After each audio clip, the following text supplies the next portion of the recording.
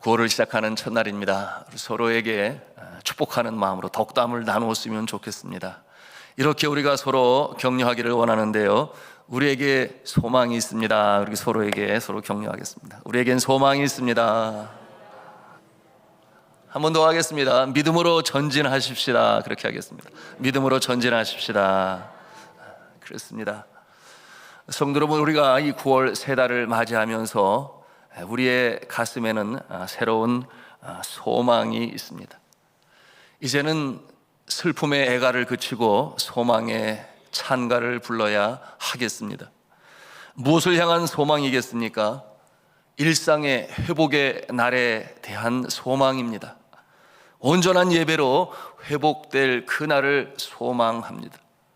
여러분께서 아시는 대로 이 코로나로부터 일상 회복의 모습이 이 백신 접종이 높은 선진국 나라들로부터 시작되고 있습니다. 유럽의 덴마크와 영국, 그리고 아시아의 싱가포르는 이미 방역 체제를 전환했어요. 사회적 거리두기 방역 체제에서 이제는 with Corona라는 말을 사용하는데, 그게 무슨 뜻인가 하면 바이러스와 이제는 함께 살겠다, 큰 뜻을 가지고 있어요. 그 모습은 마치 평소에 그렇지 않습니까? 감기 바이러스가, 또 독감 바이러스가 항상 우리 곁에 있어요. 함께 살아가는 모습이죠. 이것이 가능한 이유는 높은 백신 접종률 때문입니다. 백신 접종률이 70%, 80%, 90%에 다다르게 되니 이런 나라에서는 코로나의 확진 판정이 더 이상 큰 문제로 보이지 않습니다. 확진이 되고 그 다음 단계인 발병이 되어도 이미 맞은 백신의 효과로 인해서 심각한 중증으로 발전되지 않기 때문이지요. 그러기에 이러한 나라는 더 이상 확진 검사를 하지 않아요. 그보다는 발병의 단계로 발전했는가, 그래서 중증으로 나타나면 그때에 이제 치료에 집중하기로 한 것입니다. 우리가 세 달을 시작하면서 함께 기도하기를 원하는 기도 제목 중에 한 가지는 바로 이것입니다. 우리나라에도 이 9월 달에는 with 코로나의 모습을 이루게 하옵소서. 그러므로 이 일을 이루어가야 전 국민의 백신 접종이 이제는 70%를 넘어 80%가 되게 하옵소서.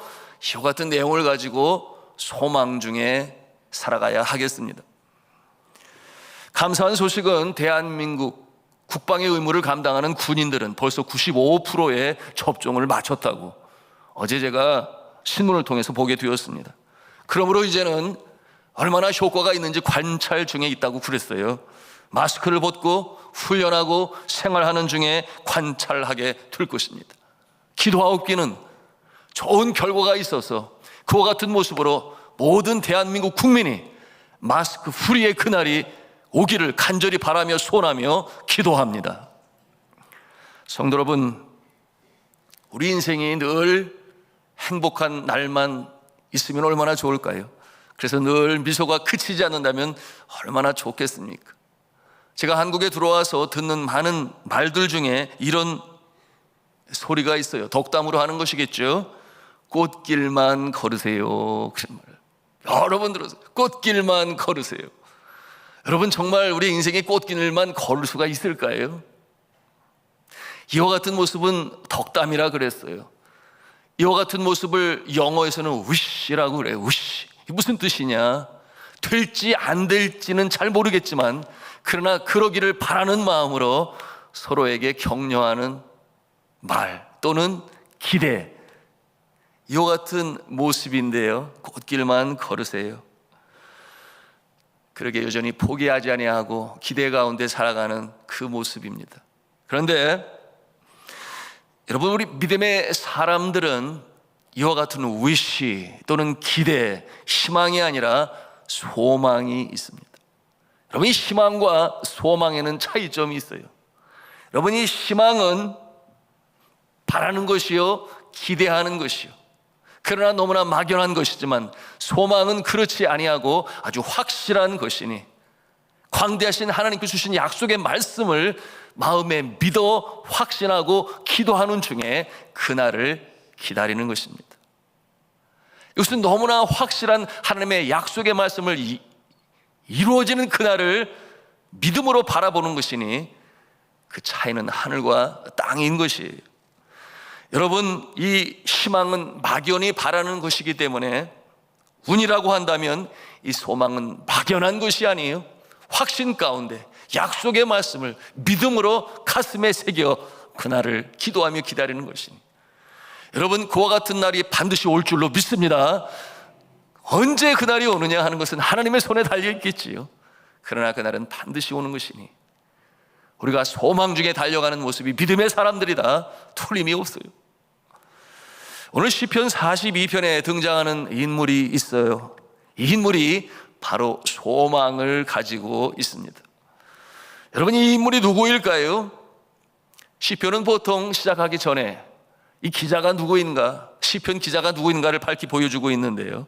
그 제목이 고라 자손의 마스길 인도자를 따라 부르는 노래, 이렇게 그 이름이 있습니다. 여러분, 이 고라 자손이 누구인가 하면 다윗 시대에 찬송시를 편집하는 그 일을 맡고 있었던 자들이었어요. 그러므로 이 시는 고라 자손이 직접 쓴 시라고 말할 수 없습니다. 그것보다는 다윗의 시를 고라 자손이 편집한 것입니다. 그리고 이어 고라 자손의 마스길이라고 그랬는데요. 이 마스길은 히브리어로 교훈, 그런 뜻을 가지고 있어요. 이 노래를 부르면서 이스라엘 백성들은 영적 교훈으로 이 내용을 가슴에 담았던 것입니다. 오늘 이 시간 9월 첫날을 시작하면서 이 말씀을 영적 교훈으로 우리의 가슴에 담기를 원하는 것입니다. 다윗이 예루살렘에 있는 하나님의 집, 즉 성소와 너무나 멀리 떨어져 있습니다. 그것이 오늘 시편의 배경인 것이에요. 이유는 쫓기는 자가 되었기 때문입니다. 다윗이 예루살렘에 거하지 못하는 이유는 그를 쫓는 자들로 말미암아 도망자가 되었어요. 그 어려운 상황에서 다윗은 너무나 이 성소에서는 멀리 떨어져 있는 그 모습을 우리가 봅니다. 오늘 성경 본문 중에 그 장소, 떨어져 있는 장소가 나타나니 6절 말씀인데요. 6절 말씀을 함께 읽도록 하겠습니다. 시작. 내 하나님이여, 내 영혼이 내 속에서 낙심이 되므로 내가 요단 땅과 헤르몬과 미살산에서 주를 기억하나이다. 요단 땅과 헤르몬과 미살산이라고 그렇게 자신의 위치를 알려주고 있습니다. 여러분, 이곳은 하나님께서 약속하신 가나안 땅의 가장 북쪽에 위치해 있는 그 땅이에요. 그러니 예루살렘하고는 너무나 거리가 먼 곳입니다. 여러분, 헤르몬산 많이 들어보셨죠? 만년설이 쌓여있는 북쪽에 있는 높은 산인데 거기에서 이 눈이 녹아 흘러내리는 물이 이제 요단강의 발원을 만들게 되니 여러분, 요단강의 발원지가 바로 그곳에 있습니다. 물이 많은 곳이에요. 2019년 성지순례 할 때에 성도님들과 함께 요단강의 발원지 북쪽으로 올라가서 그곳에 폭포와 물이 콸콸 쏟아져 나오는 모습을 보면서 너무나 그 모습이 좋고 또 좋았는데요. 여러분, 이와 같은 모습이 오늘 말씀 가운데도 묘사가 되고 있습니다.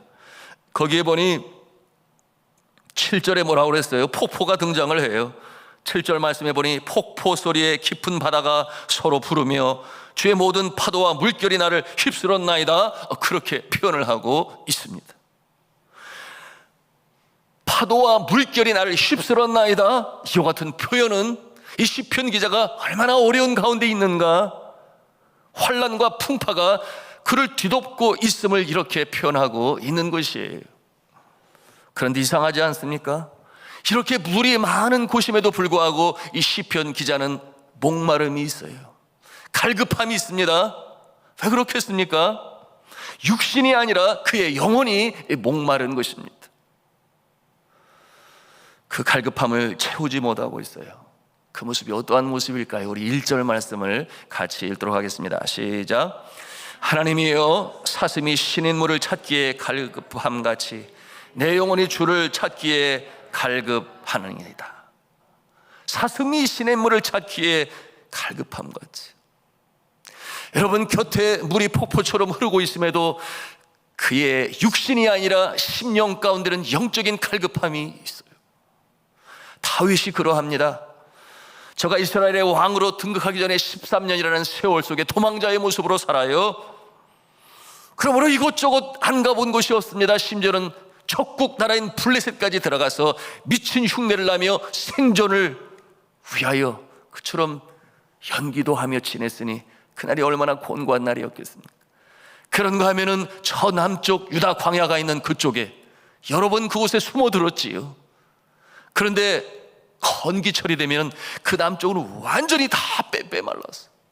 그야말로 생존이 너무나 중요한 문제인데 그곳에서 목마른 사슴이 물을 찾는 모습을 보았을 것이에요.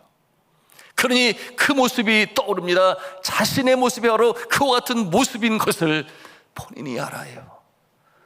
말씀을 드렸어요. 물이 많은 그곳에서 갈급함을 느끼니 육신이 아니라 영적인 갈급함, 그것이 그의 마음을 사로잡고 있으니 내 마음이 목마른 사슴이 시냇물을 찾기에 갈급하듯이 그 모습입니다. 그렇게 오늘 이 시편을 통해서 고백하고 있는 것입니다. 그의 마음이, 그 영혼이 핍절한 상태에 있는 그 모습이에요. 왜 그렇겠습니까? 오늘 말씀을 통해서 우리가 발견하는 것이 바로 그것입니다. 예배로부터 너무나 멀리 떨어져 있기 때문에.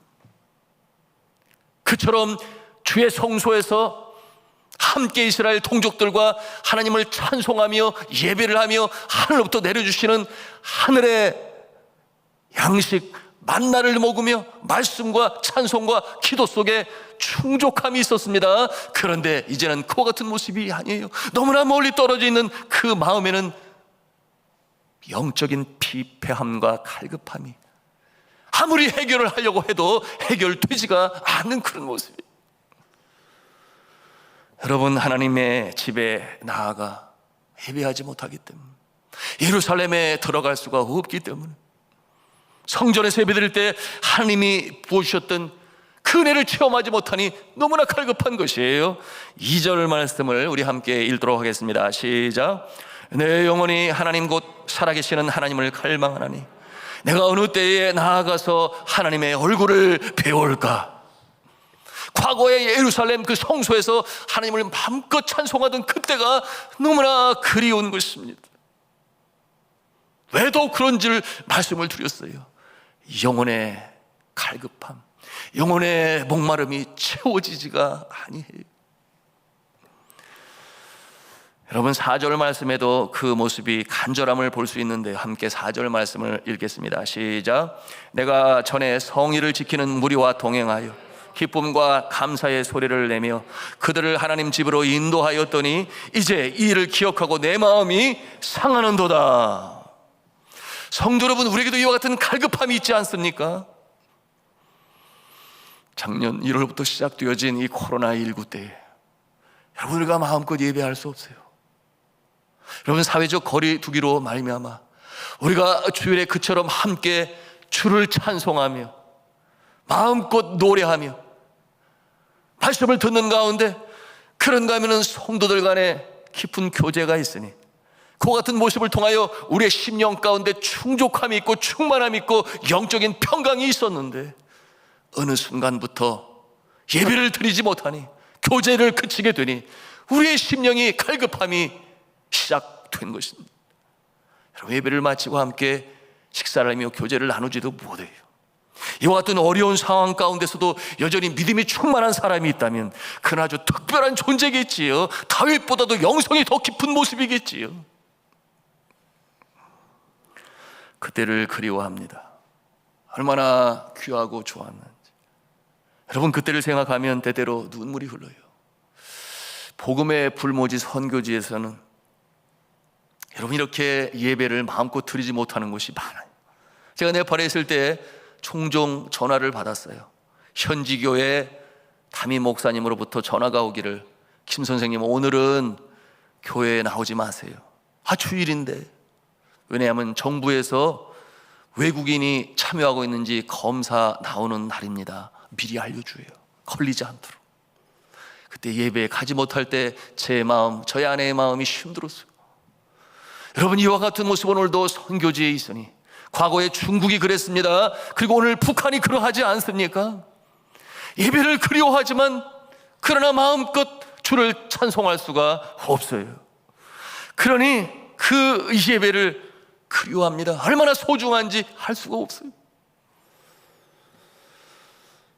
그런데 이 예배의 중요성을 알지 못하는 자들이 있어요. 누가 그렇겠습니까? 믿지 않는 자들이 그렇죠. 신앙이 연약한 자들이 또 그러합니다. 마치 그들은 교회 나가 예배드리는 것이 이 취미생활 하는 정도로 그렇게 생각해요.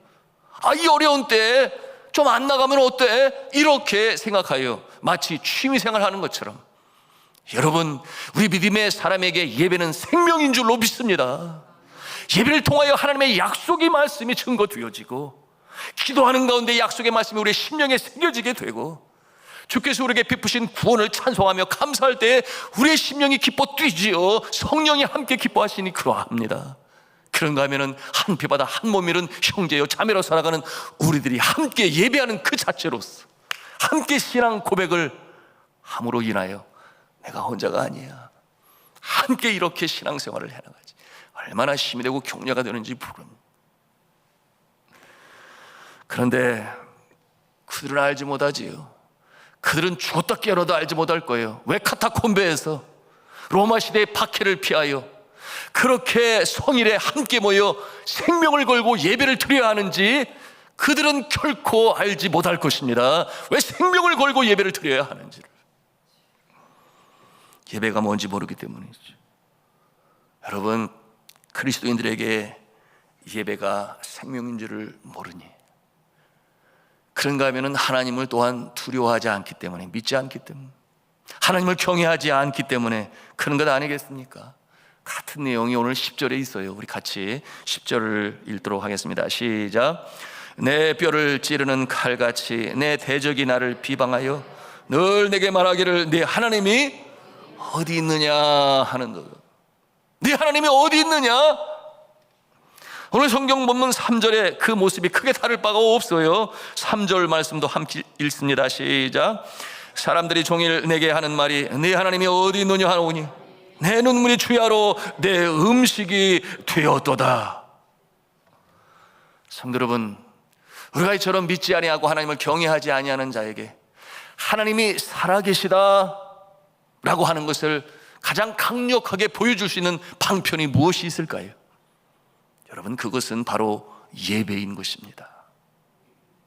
믿음의 사람들이 함께 모여 주를 찬송할 때, 물론 가정에서 가정 예배도 귀하고 소중해요. 그러나 그 모습보다는 주일에 주님 전에 나가 하나님의 백성들이 예배를 드릴 때에, 교회에서 종소리가 울려 퍼질 때에, 여러분, 과거 평양에서는 주일 새벽 종소리로 말미암아 모든 사람들이 눈을 떴다고 그랬어요. 여러분, 과거에 그런 모습이 있었습니다. 여의도 광장에서 있었던 대규모의 예배, 민족 복음화 대성회, 빌리그레암 목사님 오셨던 74년도 엑스플로, 여러분, 그때 집회 하루 저녁 예배 드릴 때 136만 명이 모였다 그랬어요. 대단하지 않아요? 그 같은 모습이 하루 이틀 3일 계속해서 일주일 동안 모였으니 정말 대단했어요. 그때의 성가대원들이 10,000명이었습니다. 대단하지 않아요? 그런가 하면은 그날 밤에 그가 비가 오는데도 그 자리를 떠나지 않고 주님 앞에 이 나라와 이 민족을 구원해 주옵소서 철야 기도하는 사람들이 또한 10,000명이 넘었다 그랬어요. 여러분, 그와 같은 모습을 바라볼 때 믿지 않는 사람들이 그 모습을 보면서 그렇게 쉽게 생각하겠습니까? 하나님이 어디 있어? 예배가 뭐 그리 중요해? 취미생활 아니야? 그렇게 모여 간절히 간구하고 기도하고 찬송하는 모습을 보면서 그런 생각을 갖겠느냐 그 말입니다. 오늘날 시대의 모습처럼 그렇게 폄하하지 않겠죠. 오히려 두려워하겠지요. 한편으로 그런 생각하지 않겠습니까? 뭐가 있기는 있나 봐. 그러니까 저렇게 모이지. 세상에 밤을 새워 기도하네. 그렇게 많은 사람들이. 그렇지 않겠어요? 시청에 그 많은 사람이 모여서 한 사람을 그 자리에서 내려놓게 하기 위하여, 물론 그들의 마음의 표현이지만 그렇게 모였을 때 100만이 겨우 넘을까 말까 했을 때, 여러분, 이 나라 민족을 사랑하는 사람들이 130만이 넘는 모습으로 그렇게 모였으니 당연히 많은 사람들에게 그 모습으로 말미암아 충격을 주었겠지요. 그러니 이 땅에 에반젤리믹 익스플로전이라고 그랬어요. 전도 폭발이 되고 주를 믿는 자들이 얼마나 많이 그때 나타났는지 몰라요. 오늘 시편 기자는 그 아름답고 규모가 성대한 이 예루살렘 성전의 예배를 기억하면서 그리워하면서 그것을 알지 못하고 인정하지 않는 주변의 사람들을 보면서 내 눈물이 주야로 음식이 되었도다 한탄하는 것입니다. 저도 여러분도 요즘 이렇게 텅 빈 예배당의 모습을 보면서 같은 마음을 갖지 않나요?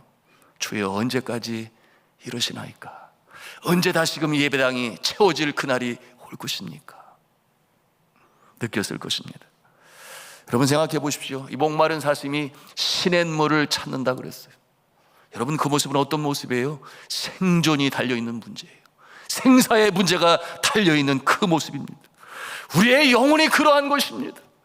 우리의 영혼이 목마른 사슴처럼 생사가 달려있는 그 일이 무엇이냐? 계속해서 말씀을 드립니다. 우리가 예배자가 되어야 하는, 그것이 각 처소일 수도 있고 이렇게 현장 예배가 될 수도 있습니다. 문제는 무엇입니까? 처소에서 예배 드리는 자들이 점점 믿음에서 떨어져 나간다는 사실을 우리가 모르는 바가 아니에요. 2절의 말씀에 뭐라고 그랬어요? 내 영혼이 하나님 곧 살아계신 하나님을 갈망한다. 하나님의 임재하심을 최고로 경험하는 것이 바로 예배라고 말씀드렸습니다. 영혼의 소생함, 우리의 영혼의 만족함, 그러므로 다시금 힘을 얻고 또 한 주간 주님이 주신 일터의 사명과 가정의 사명으로 감당할 수 있는 곳이 우리 믿음의 사람들에게는 바로 예배의 장소임을 아무도 부인할 수가 없어요. 코로나19로 인해서 오고 싶어도 그야말로 목마른 사슴이 그처럼 시냇물을 찾아 갈망하듯이 그런 성도들이 있어요. 어르신들 중에 특별히 많이 있지요. 그런데 나오시지 못하는 이 상황이, 이 환경이 너무나 힘든 거예요. 한 권사님은 전화 중에 저에게 이렇게 말씀을 하세요. 내가 내 마음대로 못해. 자녀들이 나가지 못하게 하잖아. 그래서 비대면으로 예배를 드리는데 양이 차지를 않아. 어서 속히 예배당에 가서 예배 드리고 싶어요. 그러면서 저한테 하소연을 하는. 저는 주일이면은 이 어려운 상황 가운데서도 나이가 93세세요. 여러분, 참 대단하지 않아요? 그 먼 곳에서 차를 몇 번씩이나 갈아타고 어찌하든지 주님 전에 나와 예배드리는 성도가 있음을 여러분 아시잖아요. 그 모습을 바라볼 때 그렇구나, 목마른 사슴이 그런 모습으로 예배에 나오겠지. 그래서 제가 특별히 기도를 해드리곤 하는데요. 사랑하는 성도 여러분, 우리가 주님의 은혜를 받기 원한다면 예배의 성공자가 되시기를 주님의 이름으로 부탁합니다.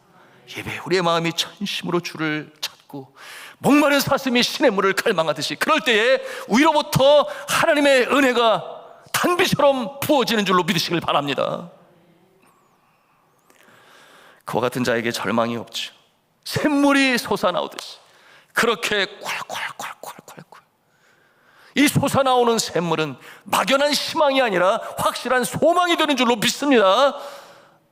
예배하는 자에게 하나님께서 이렇게 주시니 오늘 다윗이 그 모습을 기억하며 이렇게 안타까이 목마른 심정으로 자신의 모습을 하소연하는 것입니다. 이제 9월이 시작되었습니다. 여러분, 이 9월은 다시금 소망의 노래를 불러야 하겠습니다.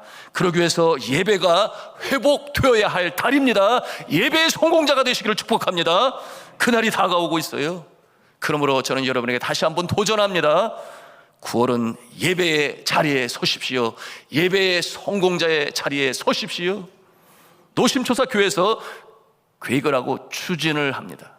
그러므로 여러분을 부를 때에 꼭 그 부름에 합당한, 그러므로 나오셔서 방역 단계에서도 그 자리를 채움으로 주님 앞에 부끄럽지 않는 우리 산돌중앙교회 모습이 되어야 하겠습니다.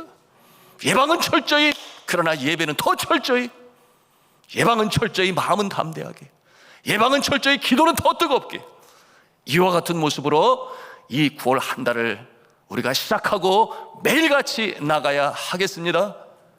오늘 시편 기자가 2번이나 연거푸 반복하고 있는 구절이 있어요. 그 구절이 5절과 11절 말씀인데, 우리 11절 말씀 함께 읽으면서 가슴에 담고 소망 중에 전진해 나가기를 원합니다. 함께 11절 말씀 읽습니다. 시작. 내 영혼아, 내가 어찌하여 낙심하며 어찌하여 내 속에서 불안해하는가? 너는 하나님께 소망을 두라. 나는 그가 나타나 도우심으로 말미암아 내 하나님을 여전히 찬송하리로다. 아멘.